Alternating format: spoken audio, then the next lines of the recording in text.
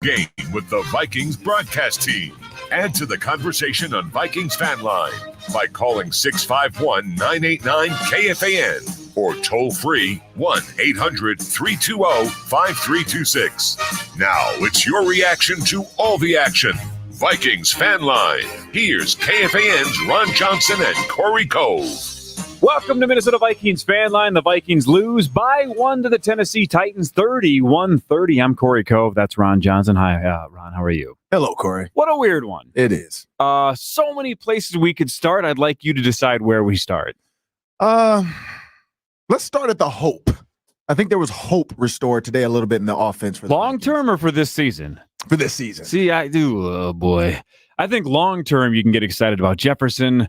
I think long-term you can get excited about maybe Gladney, although, again, that one play really bothered me, and we'll find out if that was his fault or not later. But clearly you can get jacked over what Justin Jefferson did today. He looked awesome. Yeah, I mean, and you're 0-3, though. Yeah, he was my X factor for today. I've said it all week on, I think, 8 different shows. They had to find another receiver other than Adam Thielen.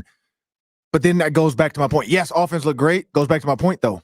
When Kirk Cousins finds a guy he likes, he continues to stare him down. I don't know why he continued to just, like, Justin Jefferson was open on a couple, but then there were a couple where he never scanned the field and looked any other direction and took a sack.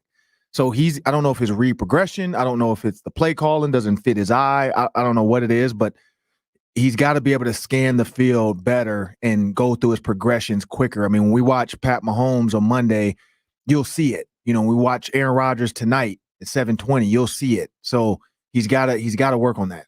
Justin Jefferson, a career high in 3 games. Career high 175 yards and a touchdown. And Dalvin Cook, a career high 181 yards and a touchdown. The two of them, Jefferson and Cook, combined for a Vikings record for a wide receiver running back duo for yards. I mean, that's, again, the hope you speak of. I mean, you got a running back that they signed to a multi-year deal. You got a rookie who's going to be here for a couple years, maybe longer. You know, it looks really good right now. I like some of the run game stuff they did. I do like the direct snap where Kirk Cousins looked like he, lost the ball, almost the hidden ball trick. That's the stuff. They tried that on the last drive too, where he pretended like he didn't see the snap coming and it went 20 yards backwards. I knew that was coming.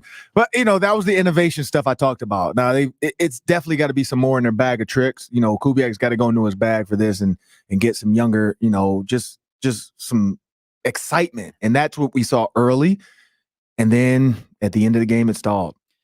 Yeah, and that's where I'm left. Is sure the Titans did everything they could to give you a chance to win, because after you had 2 very strange plays, Dalvin Cook runs out of bounds and stops the clock, and then Kyle Rudolph dives out of bounds. I am very confused on what he was diving for.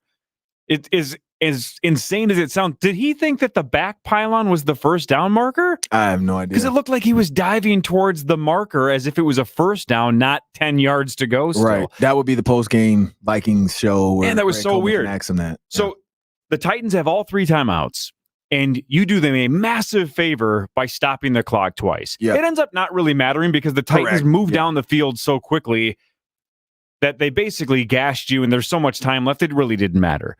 But then they do something even weirder, the Titans and Tannehill and company. All of a sudden, even though Henry had just absolutely torn you apart in the second half, and they seemingly could get almost whatever they wanted, 4 or 5 yards at a crack, they started doing some weird plays. They tried that trick play on first down. Holton Hill almost makes the interception to seal the game. He just got his head turned around a little too late. Otherwise, he catches that and the ball game's over.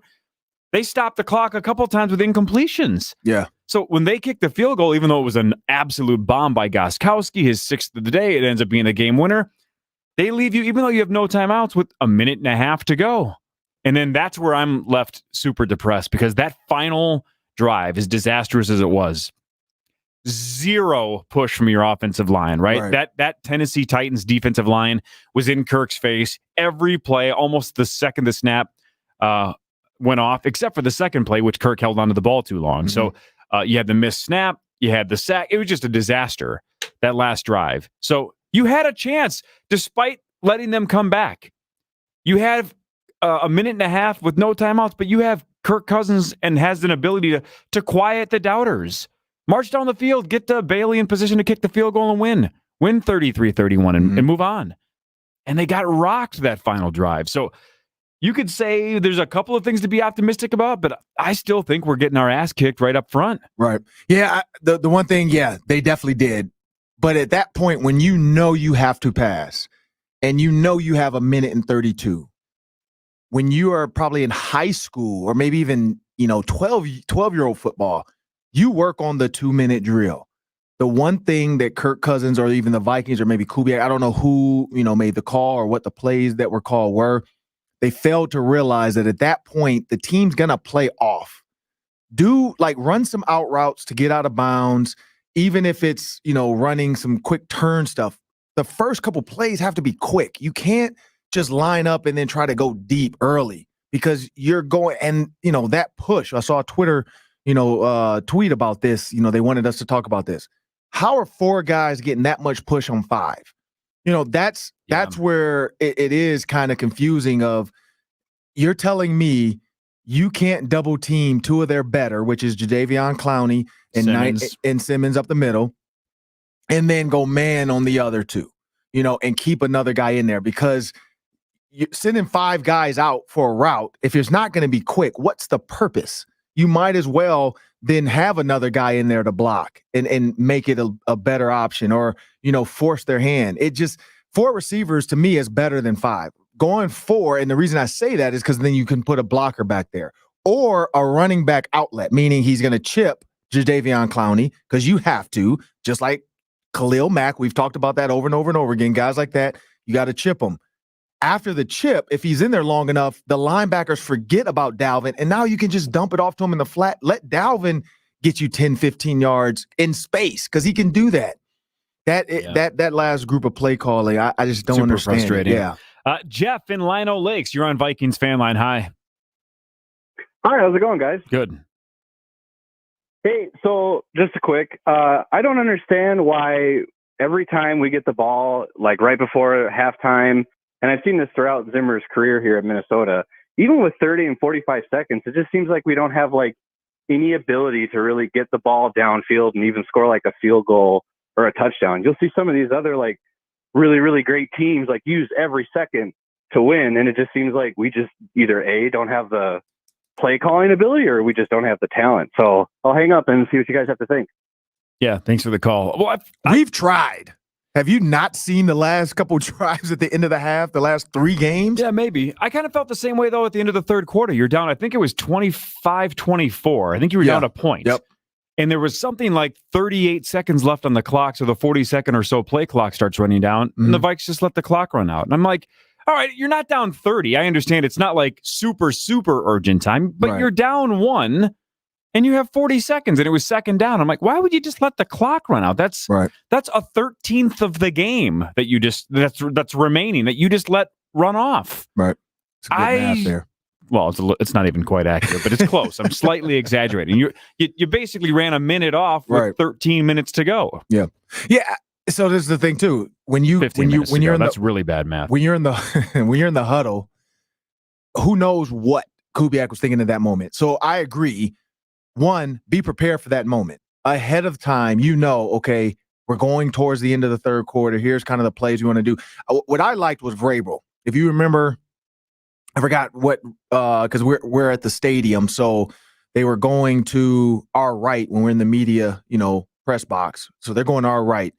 It had to be early on in the game, maybe the first quarter, but they went no huddle right away. Like it was in the red zone. He threw the incomplete pass. They ran up right away to go no huddle, and then the Vikings defense had to call timeout because they weren't prepared for that. They had run Shamar Stephen, and a couple guys ran in, and then they got confused. See, stuff like that, he was prepared. He I guarantee he told them in his helmet, hey, here's the play. But, hey, if you don't get this, meaning you throw it out of bounds, you do something, let's go hurry back to the line and run another play or run a similar play to catch the Vikings off guard. That stuff like that at the end of the third where maybe that needs to be a conversation. Hey, Kirk, here's the play. After he's down, get back to the line. Let's use this time or extra time, kind of like in the NBA when they go for the 2-for-1. It's 30-something seconds. A guy comes down, just fires off a 3-pointer or a quick 2 to try to get an extra possession because then the other team only has 24 seconds. But that's next level thinking. I don't know if they were even thinking that at that point. And you're right, maybe 25 to 24, Fat Cats get slaughtered. Maybe they were just so comfortable early because of what the game looked like, how it was going. I mean, being in the stadium, it was just a different energy from game one. The Packers game in the Those stadium. 250 fans made a huge difference. It wasn't that. It wasn't the skull chant. The skull chant did it. I'm sure that the was skull just chant got monstrous. It. But what we noticed was game one, it was just dead. Game three, they had DJ Ski there this time. So the music is louder. They're playing the songs louder. He's actually DJing. So you don't have somebody's iPhone hooked up to the system upstairs, giving just random playlists with, Mariah Carey and whoever. He's up there playing the stuff the guys want to hear, the baby, Lil Baby, all that stuff. No one Lil Wayne wants to hear the baby. The baby. Yeah, they do. The bop? No. Oh, yeah. Bop? Put some bop on it. They want to hear that. Again, I saw him on SNL, and I used this joke 3 months ago, but the baby is the worst. He's awful. The bop is hot. Dude. The 90s rappers must when we go out to when we come in for the next break, I'm gonna need the bop played. No, we're let not Corey doing hear that. We knew that. But when you look at the music, the first plays, the things that happen, the Justin Jefferson early targets, it was just a different atmosphere. Yeah, I think the skull chant helped a little bit. No, come that on. 250 with the skull chant, it was just a different feeling. Let's pause. And so they got slaughtered. Let's pause 10 seconds for station identification. This is Minnesota Vikings football.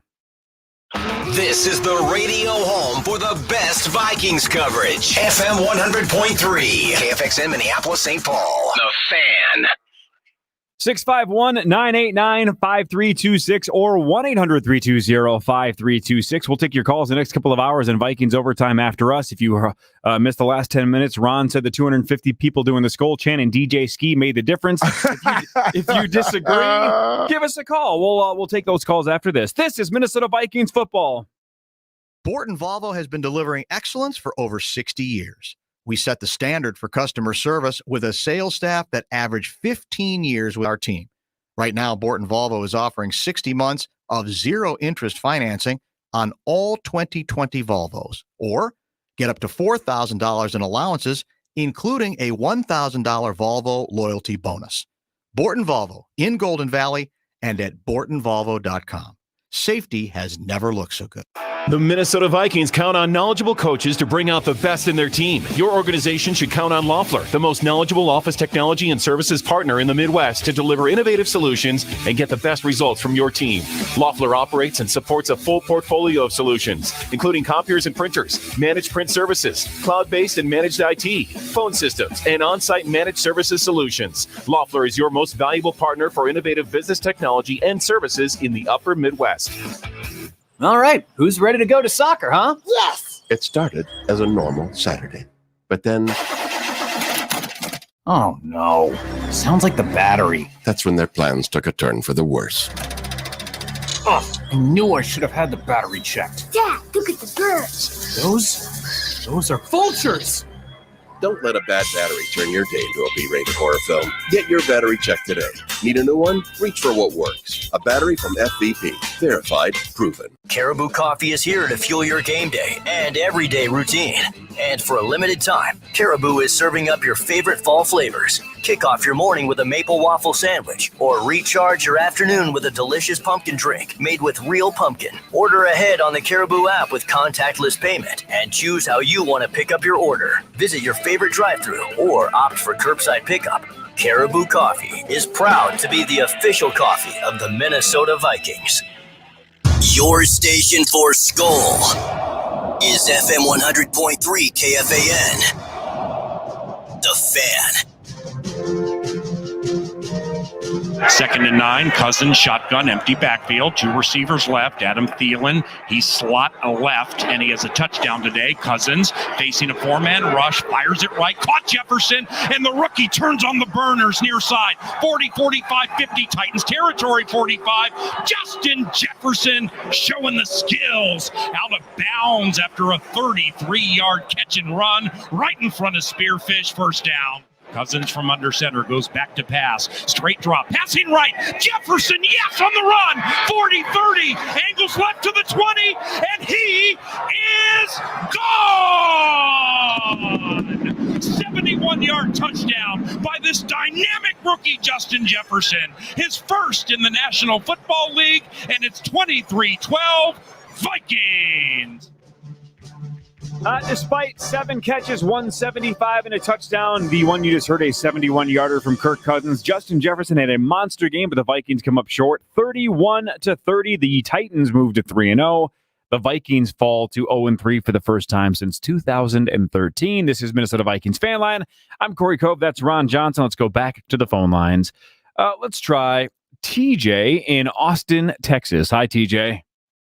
Hey, boys. How about those Twins? Yeah, well, I mean, anything's better than this. Yeah, can we just scrap the Viking talk and just talk about the Twins? Contractually, no. Okay. Yeah, I mean, what a nightmare. I mean, the biggest question I have after this game and kind of encapsulating this whole thing is why did we extend Cousins? What was the purpose of doing that? Anytime a guy's going into a final year or whatever, he seems to play better, play for that contract. But we went ahead and gave this guy another contract for what purpose? What does that do for anyone? Well, I don't understand. I believe the main motivation to do it, right, was, I think you could say on one hand, it was to lock up the quarterback that you think is worth keeping, right? I think Zimmer and Spielman think it's worth keeping him for 2 more years, even if you disagree. But I believe they also moved some of the money around, right, where it's, out of all these players that we were trying to re-sign, it's Kirk's still got to get his money, but we can give some of it to him later or now. Or it was just some shifting around of money, but yeah, it technically includes a 2-year tack on. Well, I mean, lots of good things. I mean, Jefferson looks amazing. Cook looks great. Yeah. The DN we got from the Jags, Ngakoue, good at times. Yep. Yeah, lots of good things there, but it all comes down to just Zimmer. He to me just seems like this. He's not meant to be a head coach. I don't think. I honestly don't think that. I mean, he's a glorified defensive coordinator. He doesn't do anything to really. He only manages that side of the game, that side of the ball. And when it comes to the offense, he's never really had a pulse for it. He just doesn't have the mind for it. All right. He's a strictly defensive guy, and I don't know what to do, man. All right. Thanks for the call. Let's go. Unique Ngakoue is temporarily